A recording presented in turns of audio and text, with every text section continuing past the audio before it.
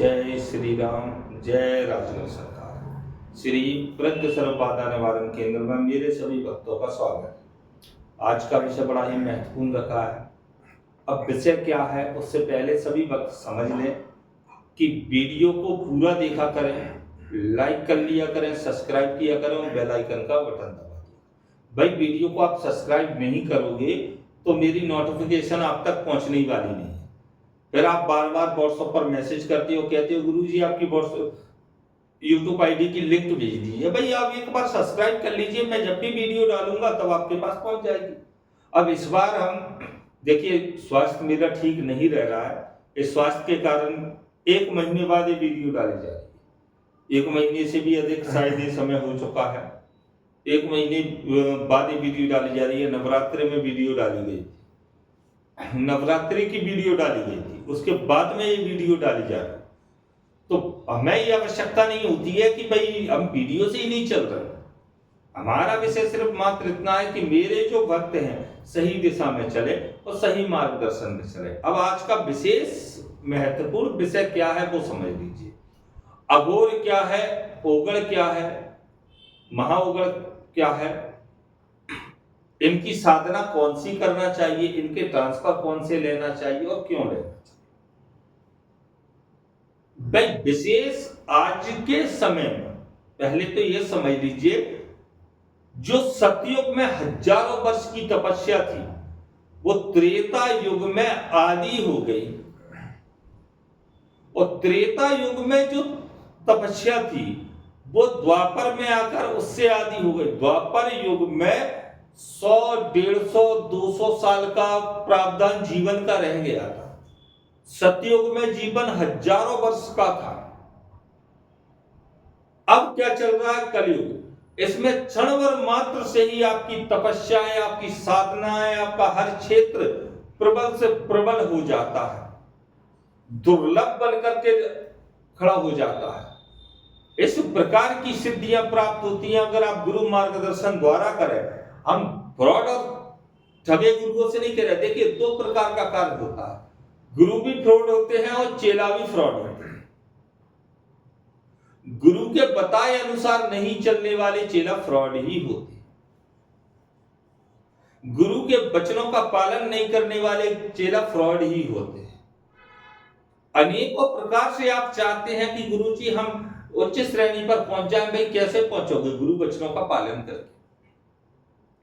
तो आज का विषय है कि कईयों, अब इसमें मैं पहले तो आपको ये समझा देता हूं। कईयों वक्त कहते हैं वो साधना करेंगे गुरुजी, कईयों लोगों ने वीडियो डाल रखी है कि इससे वंश का नाश हो जाता है, धन संपत्ति नहीं होती।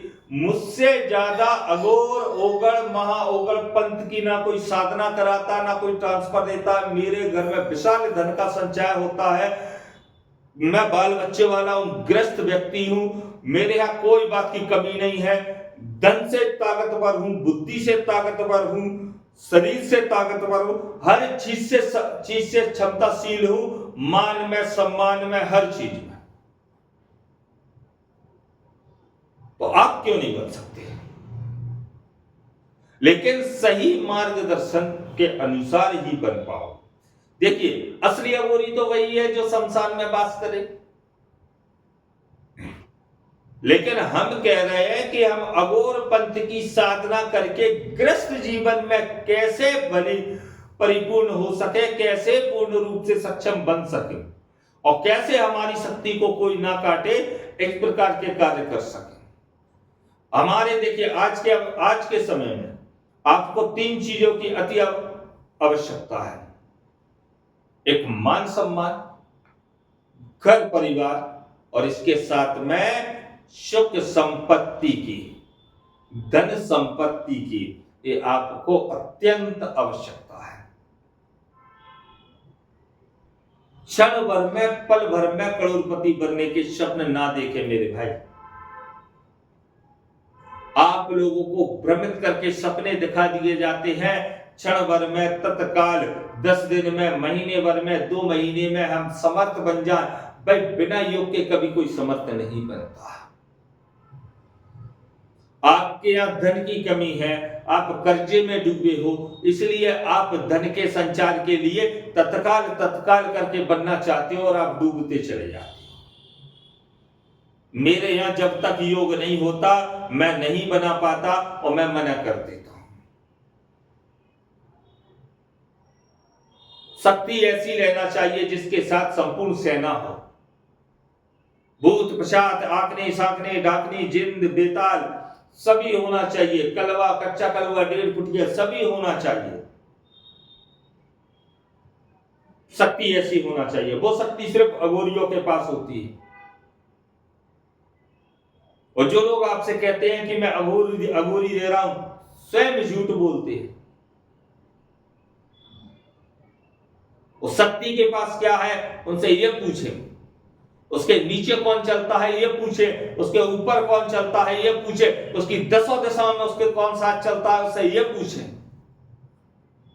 सवाल करें उससे, उसकी कार्य क्षमता क्या है, उसकी तीव्रता क्या है, उसकी गति क्या है, ये पूछें।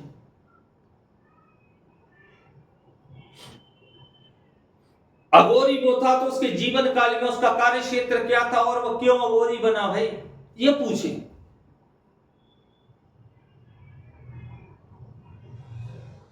तंत्र जगत में आवश्यक नहीं होता है कि आप माँ बाप का, हम तो ये बोलते हैं कर्म का भाव बता दीजिए, माँ बाप का कर्म मत बताइए। माँ बाप का कर्म था आपको पैदा करना, आपने कर्म चुना अघोरी बनना,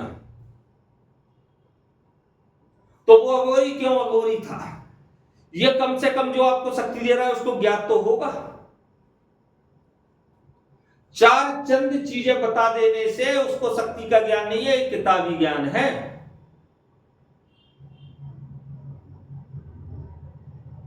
अघोर शक्ति में मां काली भी आती है, भैरव भी आती है।